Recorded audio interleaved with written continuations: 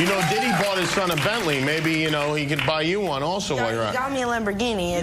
Oh, well, that's nice. I haven't gotten it yet, though. Yeah, I know. When is that coming, that Lamborghini? We talked about this last time. He had the Lamborghini for a day or two, and he had access to the house, and he knows better than to be talking about the things that he does with Big Brother Puff on national television.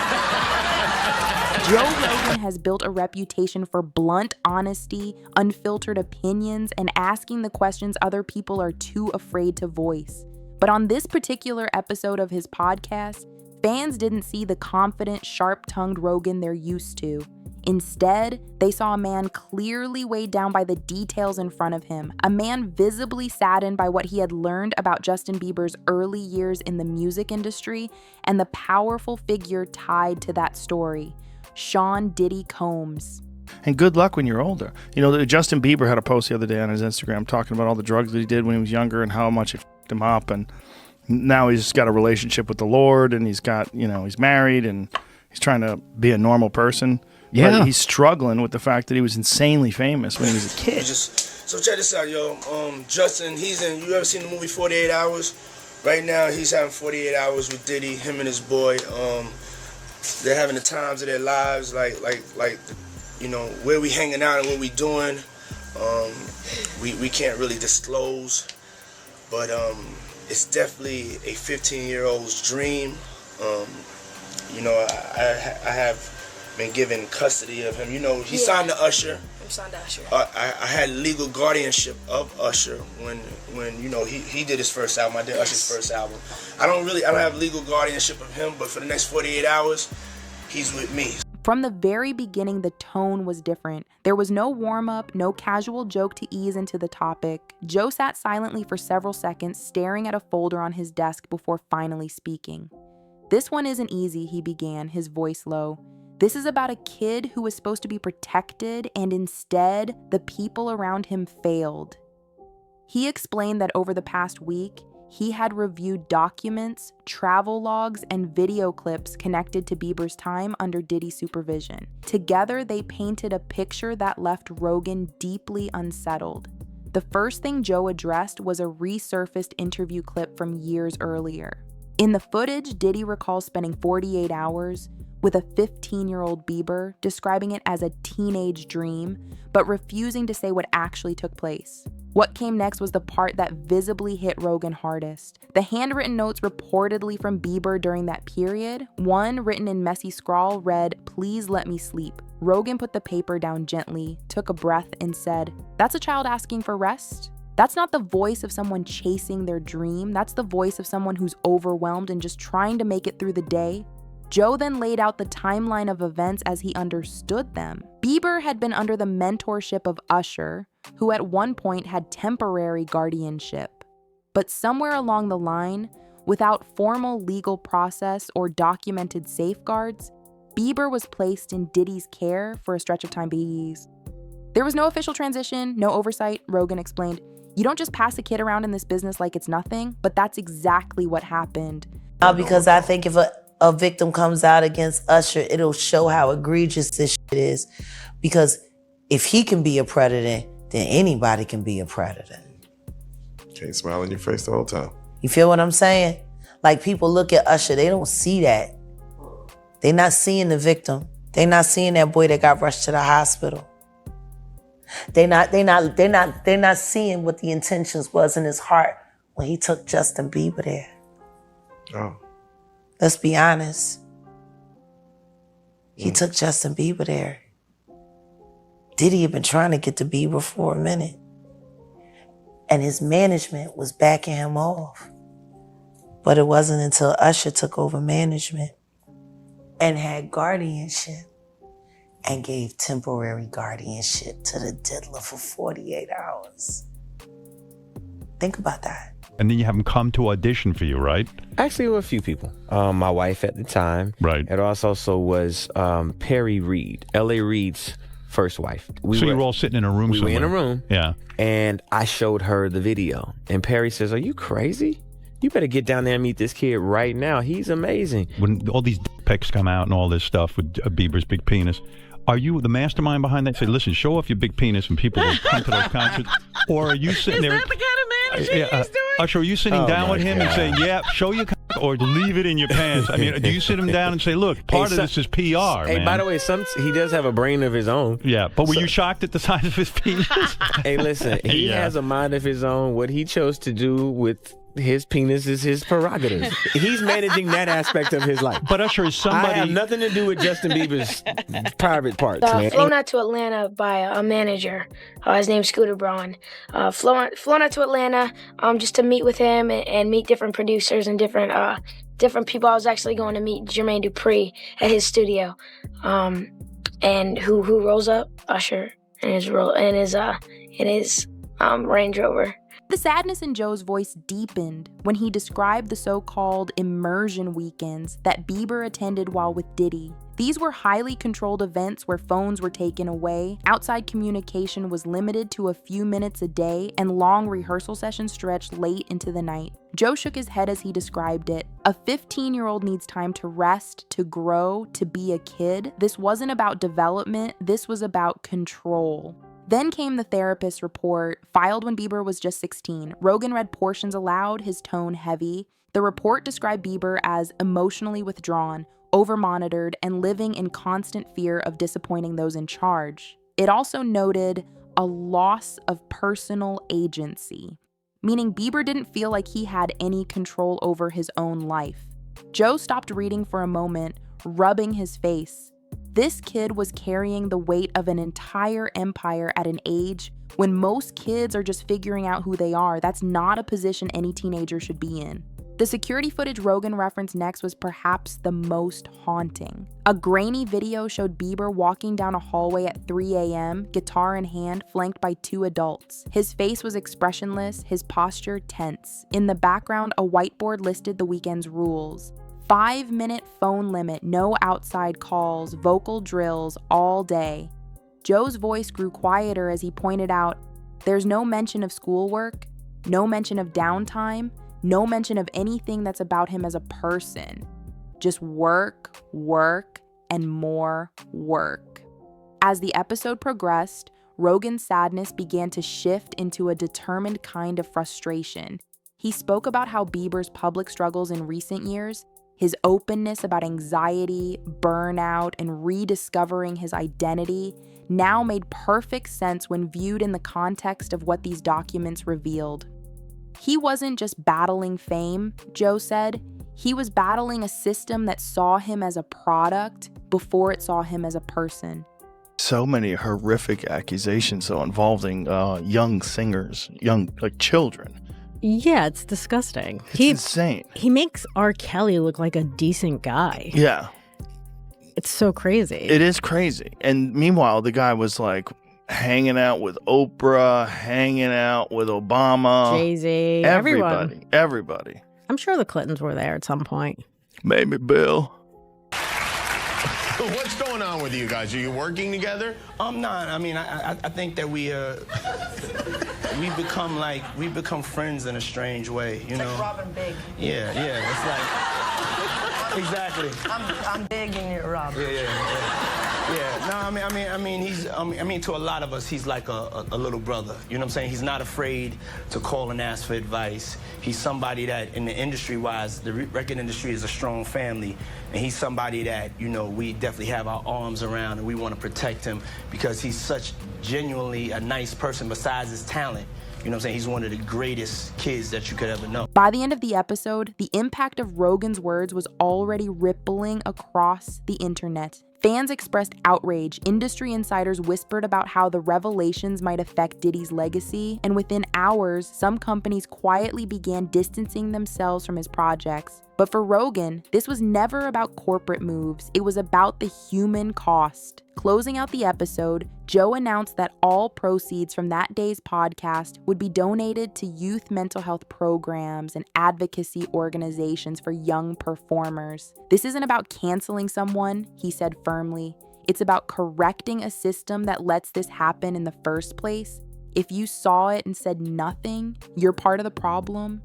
Fame should be a ladder, not a cage. The lights in the studio dimmed and Rogan sat back, clearly still processing the weight of what he had shared. This wasn't just another headline-grabbing podcast moment. It was a call to action, a demand for accountability, and a reminder that behind the lights and the music, there are kids whose well-being should always come first. What's up, man? You good? I'm good. How are you All right, doing? young brother, everything's good? Everything's Selling great. out arenas and everything?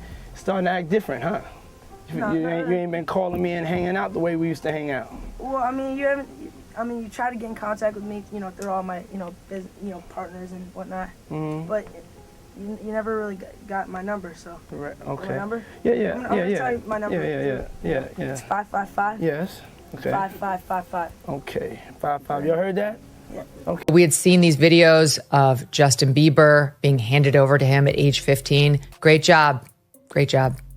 And for his weekend with Diddy camp. I mean, we don't know, but it certainly looks like Justin Bieber is still suffering the fallout from whatever happened to him as he was coming up the ranks of the music world. It really doesn't seem worth it. I mean, I'd love to hear more from his camp about what's real, because it's clear he's suffering. We just don't know from what. And what mother out there would give her 15-year-old boy over to a grown man who's in the rap industry for a weekend with Diddy camp without other adult supervision? The episode ended, but Joe Rogan didn't move. Cameras off, studio quiet. He stayed in his chair with the folder still open and the notes still face down on the table. What came next wasn't planned for the show or clipped for social media. It was the silence of someone trying to process the weight of what he just said aloud. Sadness lingered in the room like a heavy curtain, and that sadness turned into resolve.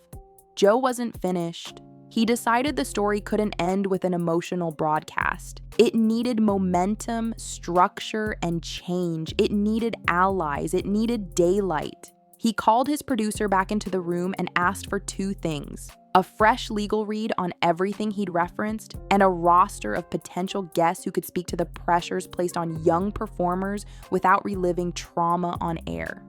"We're going to do this right," he said, still staring at the folder.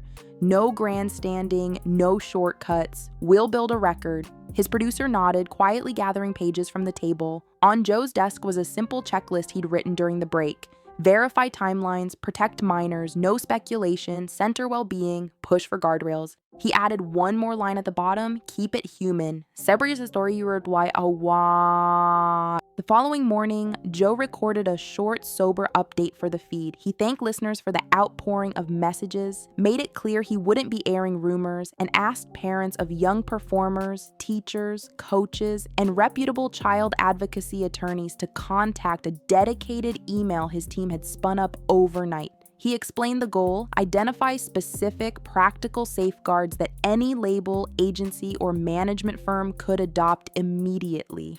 "If you want to help the next kid," he said, "send us the policies that work and the ones that failed." By noon, messages poured in, hundreds, then thousands. A vocal coach described fair scheduling rules that prioritized rest and hydration. A tour manager shared a sample itinerary that built in non-negotiable downtime and school hours. A former stagehand explained anonymous reporting lines that bypassed managers and went straight to a compliance officer trained to protect minors. A pediatric sleep specialist attached a memo about circadian rhythm and voice strain. Several former youth performers wrote long, measured notes about chaperones who made a difference by simply being present and empowered to say no. He did an interview back in 2020 with Zane Lowe. I think this was on Apple Music. And he was speaking about another young artist that was coming up, Billie Eilish, and Eilish. And he was basically speaking about how he wanted to protect her because she was now another young person, a rising artist in the industry. And sort of out of nowhere, he became quite overcome with emotion. The you of then was on a path of self-destruction. Oh, for sure. Yeah, I would have, for sure, 100%. Yeah. It would have been no bueno. It was bad. I don't know if I'd be alive, for sure. It was dark. So I'm very, very grateful to have influences in my life that have played a huge part in me seeing their relationship with Jesus and their relationship with their wives and their relationship with their kids and saying, that's what I want. but I want to definitely tell my story so that if that resonates to anybody, that they can hopefully. But yeah, just protecting those moments, because people take for granted encounters. And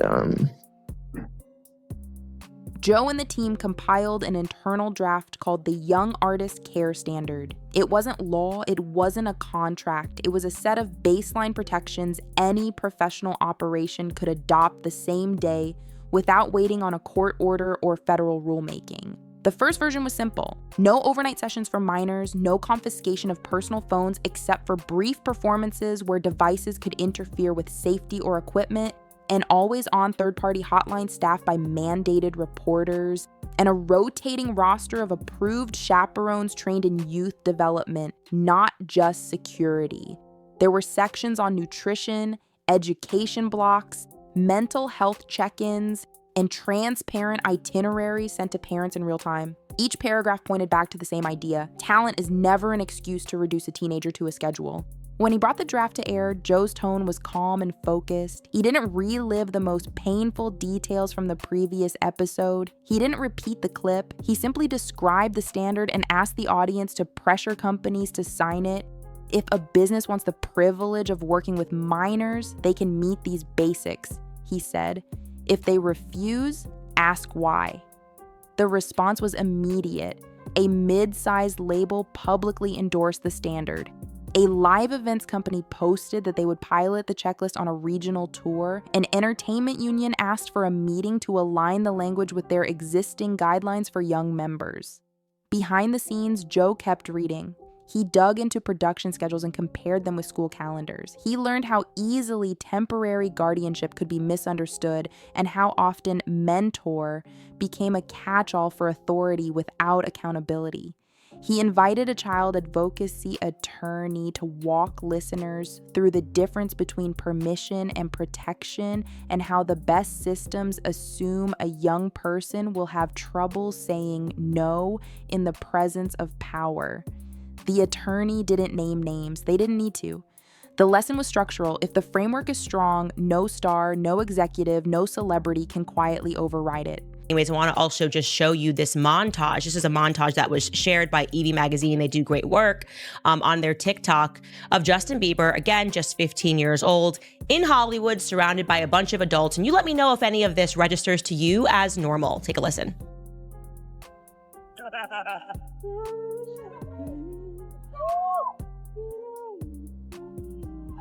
Wow. I feel violated right now. Wow. Lean into me again. You smell amazing. How old are you? Thank you. How old are you? I'm 16. I'll be 17 in like 2 weeks. I don't ever remember smelling that good at 16. That was bad. Yeah. Wow, look at your eyes. Look at what a beautiful face. All right, now it's time to... Months ago, I was really struggling mentally and emotionally, and just there were so many things that were adding up, and I wasn't able to enjoy any of the things that I own. That stuff's not gonna matter to you. None of the actual things did anything because I was so hurt and I was so confused and I was so sick and there was all these things, and I was like, I can't, there's like, you just can't, like you said, you can't enjoy the actual physical, tangible, like things that money offers, right? Joe then visited a youth arts center that had reached out after the show. The director walked him through brightly lit rehearsal rooms, a small recording booth with a window parents could watch through, and a kitchen filled with snacks, water, and a big sign that read, "Take breaks, breaks make better music." On a corkboard, kids had pinned index cards with messages to themselves: hydrate before high notes, homework first, rest is part of the set list. Joe asked if they'd ever worked with kids on the brink of big deals.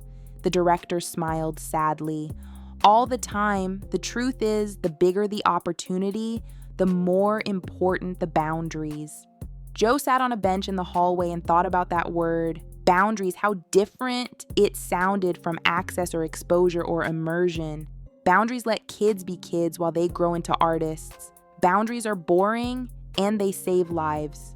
On the next episode, Joe held a roundtable with 3 former child performers who had transitioned into mentoring roles. They spoke about healthy pressure versus unhealthy intensity, about coaches who could challenge a teenager without treating them like a product. One of them, a former tour dancer, admitted that at 16 they had mistaken exhaustion for discipline.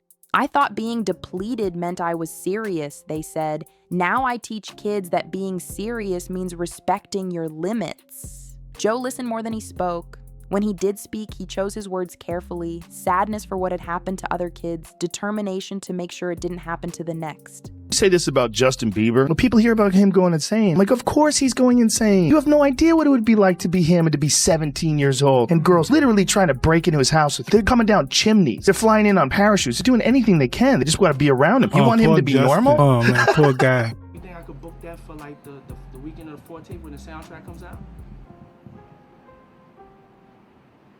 If so, bump somebody.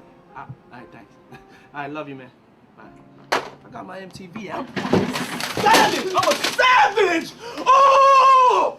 I'm a savage! Whatever I want, I'm going to get! Whatever I want, I have to get!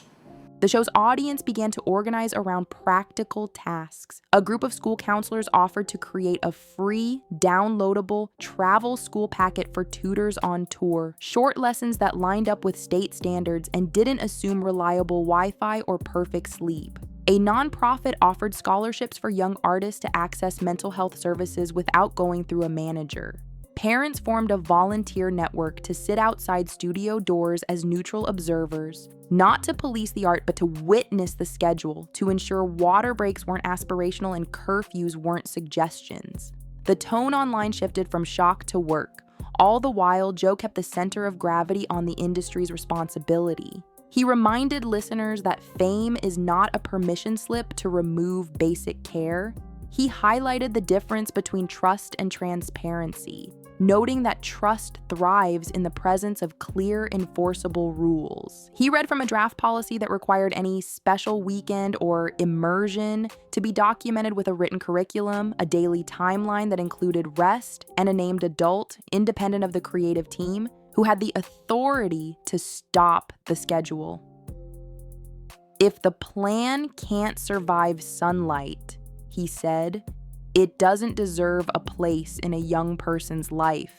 Brands paid attention. A beverage sponsor asked whether they could redirect part of their campaign budget into hydration stations for youth rehearsals. A headphone company offered to fund travel tutors.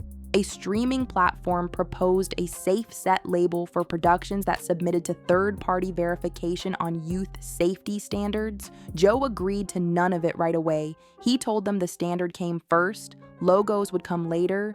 If you want credit, he said on the air, earn it by changing your operations, not your marketing. He also made time for the quiet conversations, the emails from parents who blamed themselves for not knowing what questions to ask when a manager promised their child the moon. Joe recorded a short message just for them. He told them the first question is always about schedule, the second about supervision, the third about academics, and the fourth about how a kid can say, I need a break without fear of losing the opportunity.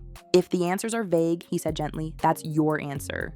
The story continued to widen. A veteran label attorney explained that many contracts already contain language about reasonable hours and schooling, but the enforcement depends on parents and young artists knowing the clause exists. Joe asked what accountability would look like if a company ignored its own rules. The answer was simple: publish the policies, post the reporting lines, make consequences public, and tie executive compensation to compliance with youth standards. If the incentives point toward care, the attorney said, care becomes culture. Joe's sadness remained visible through all of this. It was present in the way he paused before reading anything written by a young performer, and in the way he refused to sensationalize late-night schedules for clicks. He spoke often about the moment the note hit the desk and how every step since had been an answer to that moment. We owe that kid, any kid, the safety to say, I'm tired, and be heard. He never once framed the work as heroic. He framed it as overdue. As more companies signaled support, Joe's team built a public tracker, a simple page that listed who had adopted the Young Artist Care Standard, who had partially adopted it, and who had declined to respond. There were no insults attached, just dates and check marks. Listeners flooded the inbox with polite, persistent messages to holdouts. Some changed course, others asked for time. Joe reminded the audience to keep the tone measured. "We're building a standard that outlasts outrage," he said. "It has to live on the days when this story isn't trending." He also carved out space for joy. One episode featured a classroom of teenage singers performing an original song about saying no to burnout. Produced in a small studio with windows and parents waving from the hallway, the kids laughed between takes, teased each other about pitch and tempo, and argued cheerfully over which pizza to order for lunch. Joe grinned the whole time. After the session, one of the students shyly asked what to do if a big opportunity clashed with finals week. From time to time, Joe returned to the original spark of the series, the quiet disbelief he felt when he saw powerful adults frame access to a teenager as an undisclosed event. He never repeated the clip, he didn't need to. The work had moved on to building guardrails sturdy enough that no one could hide essential details behind playful language again. He brought in a communications expert who specialized in transparency to help companies rewrite vague phrases into clear commitments. Not special weekend, but chaperone training day with schedule posted to families, not off-the-grid creative time, but device light rehearsal with daily parent check-ins at preset hours. The effort took on a life of its own. Parents translated the Young Artist Care Standard into Spanish, French, and Korean. A university program for arts management offered to run free workshops for small studios that wanted to improve but didn't know where to start. A major festival piloted a green room sign-in out system for minors that texted parents automatically with timestamps. Joe highlighted small wins as eagerly as big endorsements, reminding listeners that consistency is built one safeguard at a time. In quieter monologues, he talked to the kid he used to be, the teenager trying to push past limits without knowing where the line was. He admitted that ambition can blur a lot of signals and that adults have a duty to keep those signals loud and clear. He talked about coaches who saw him as a person first and how their boundaries gave him a career that could last. "That's the part nobody tells you," he said. "Boundaries are fuel. They let you come back tomorrow." When critics accused him of chasing attention, Joe didn't engage. He kept publishing updates, posting templates, and taking calls from local community centers that wanted to build safer spaces. When asked whether this work was about taking down a celebrity, as months passed, the sadness that started all of this didn't disappear, but it softened into something steadier. Joe announced a fund, seeded by episode revenue and listener donations, to support travel tutors, parent advocates, and independent chaperones for families who couldn't afford them. He published a transparent budget and quarterly reports. He visited a rehearsal where the first funded chaperone sat with a clipboard by the door, smiling each time a teen ducked out for water, logging breaks as carefully as cues. The director joked that the clipboard was the new star of the show. Joe laughed and said, "Good, let's make care famous." The final act of this chapter wasn't dramatic, it was practical. A label signed the standard and posted it on their homepage. A streaming platform adopted the Safe Set badge after an audit from a third-party youth safety group. A venue chain updated its policy so that any after-midnight bookings with minors auto-flagged for review and required written justification and parental approval. Joe read the changes aloud and then let them sit in the air.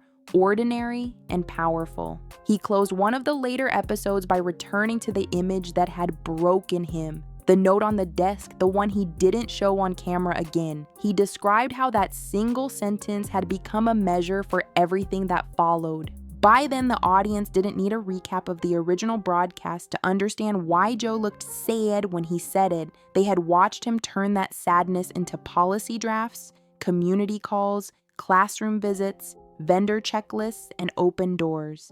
They had watched an anti-Diddy narrative evolve into something larger and more lasting, a culture that refuses to treat teenagers like inventory. The folder still sat on Joe's shelf, but it no longer felt like a weight. It felt like a reason. And the reason was enough to keep going without repeating a single sensational detail, because the new details were better.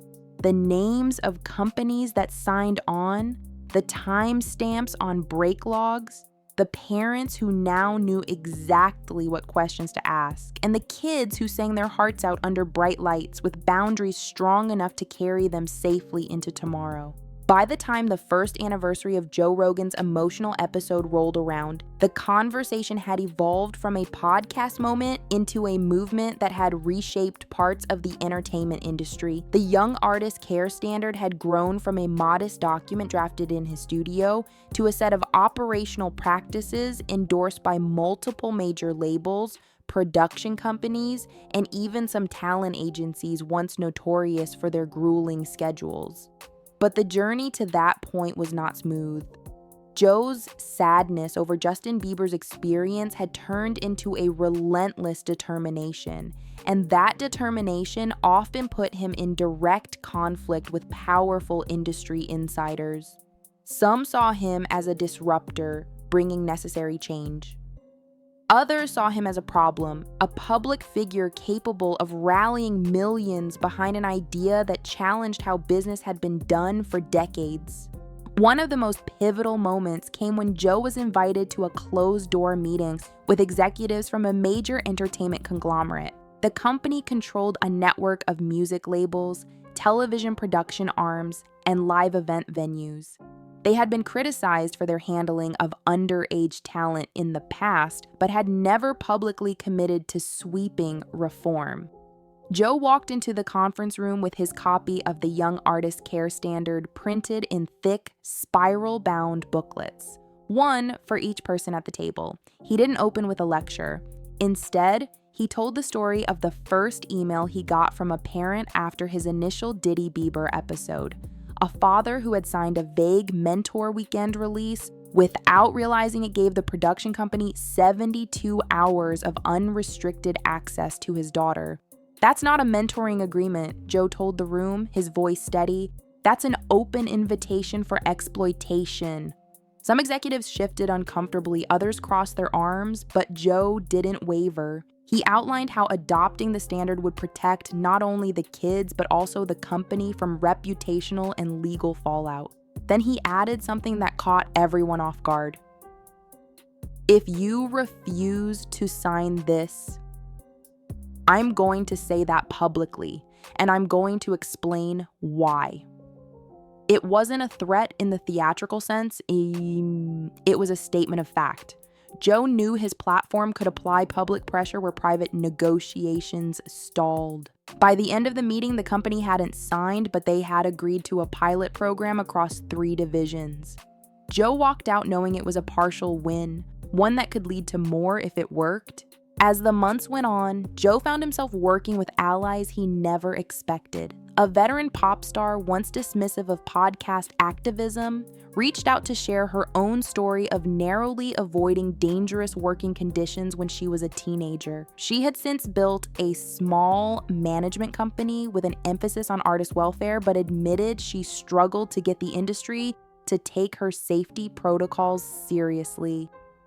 They think I'm just being overprotective, she told Joe during a private call. He invited her onto the podcast to talk about building a safe label from the ground up, and the episode became one of his most downloaded shows of the year. Joe also partnered with a nonprofit that trained former law enforcement officers to work as youth chaperones in the entertainment industry. These weren't bodyguards in the traditional sense.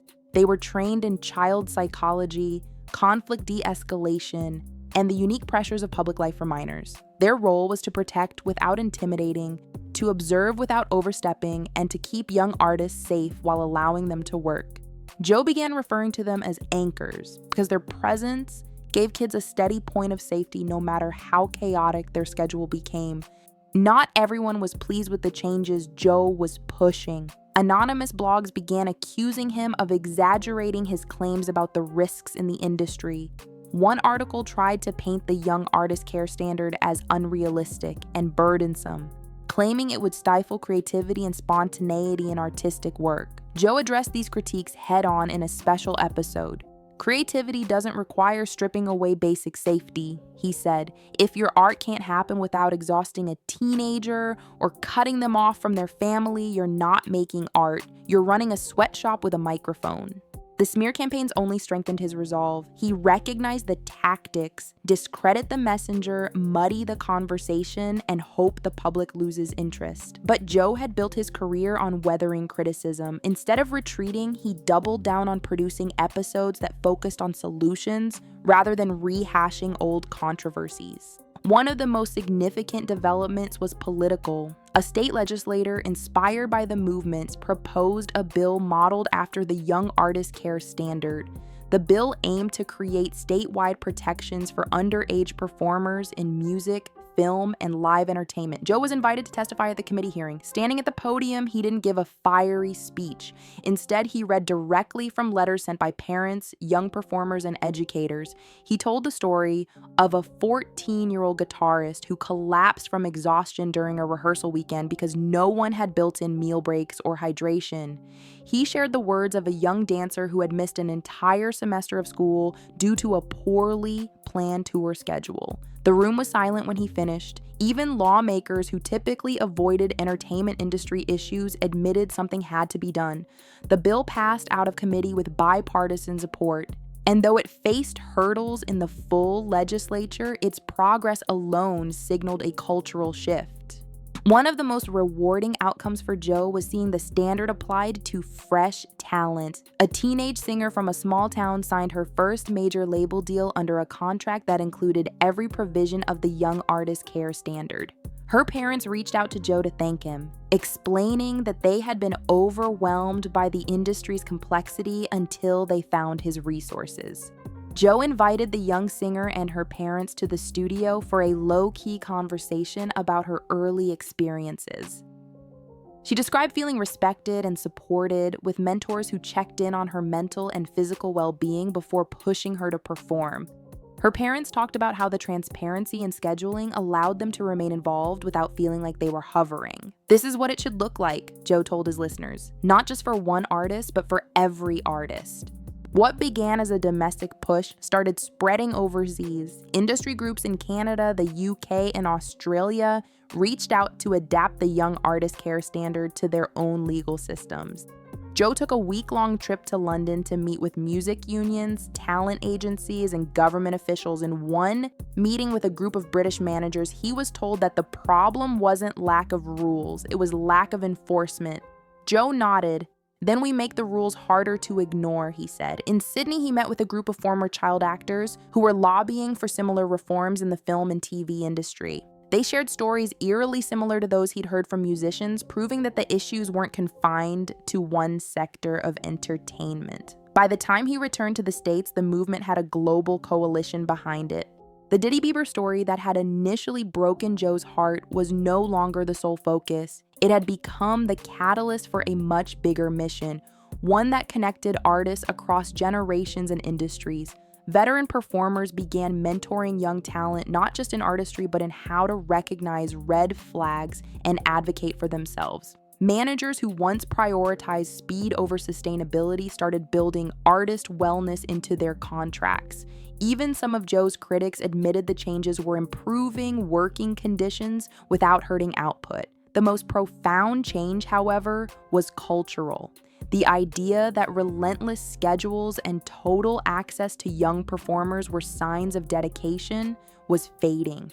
In its place was a new metric of professionalism, the ability to create great work without harming the people who make it. Joe often reflected on the fact that all of this had started because he couldn't shake the sadness of reading a single note from a tired teenager. That note had grown into a movement, and the movement had grown into a network of people determined to make sure no kid in entertainment was ever left unprotected again. And while Diddy's name remained at the center of the original story, Joe made sure the legacy of his advocacy wasn't just about calling out one person's actions. It was about transforming the system that allowed those actions to go unchecked.